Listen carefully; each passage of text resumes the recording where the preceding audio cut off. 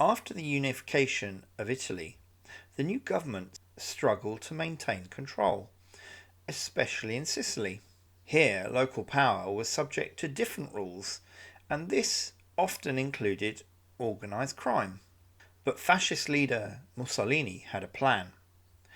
He vowed to crush the Cosa Nostra and reclaim the state's authority. The question is, what was his real motivation, and was he successful? Well, it all starts with a story in Sicily. Francesco Cuccia, also known as Don Ciccio, was a member of the Sicilian Mafia, a one-time mayor of Piana dei Greci, now known as Piana degli Albanesi. He was the notorious mafia boss whose offhand comment allegedly triggered Benito Mussolini's war on the mafia in 1924. So 2 years into his term of office, the fascist Prime Minister Benito Mussolini passed through Piana dei Greci on a tour of Sicily, and here he was formally received by Mayor Don Ciccio.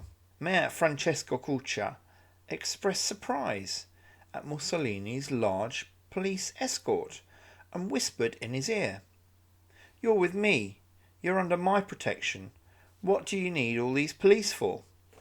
From his perspective, Cuccia considered the police escort as a lack of respect for his control of the area.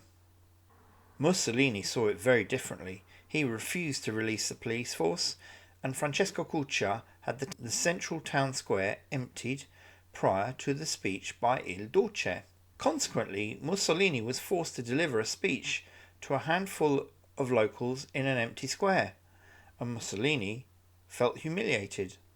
So the story goes, Mayor Cuccia's comment triggered Mussolini's war on the Cosa Nostra, the local organised crime.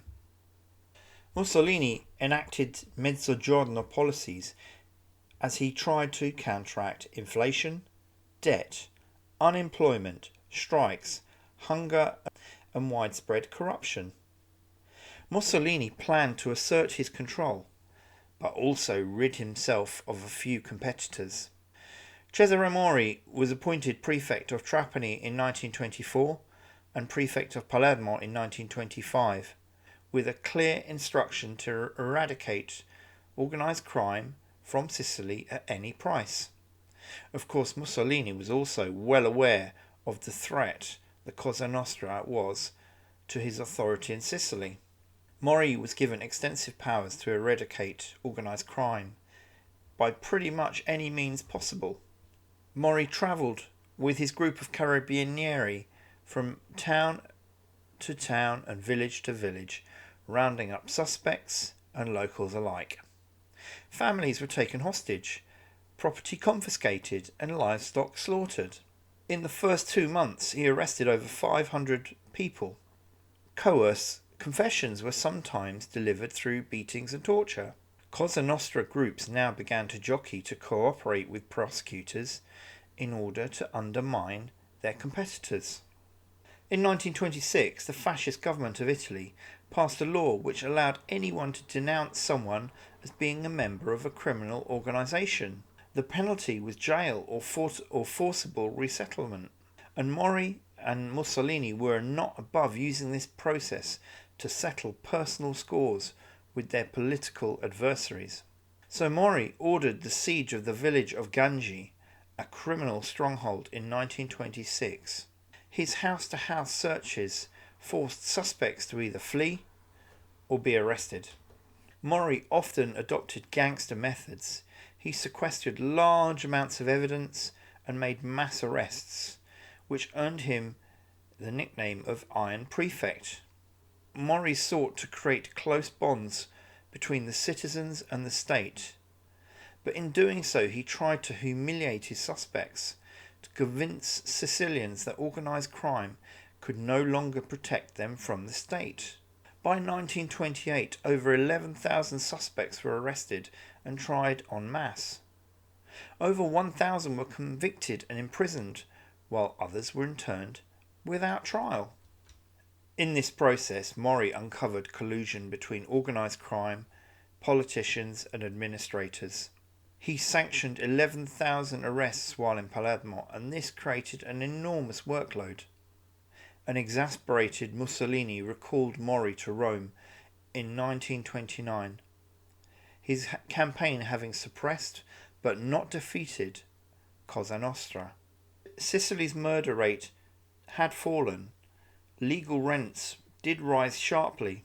The fascist party boasted that Cosa Nostra had been defeated, but actually a number of crime families had actually fled to the United States, and these included Carlo Gambino and Joseph Bonanno. In 1943, Allied troops invaded Sicily during Operation Husky. Crime soared in the chaos and black market returned in earnest. A number of administrative institutions collapsed as the Allied occupiers struggled to maintain order.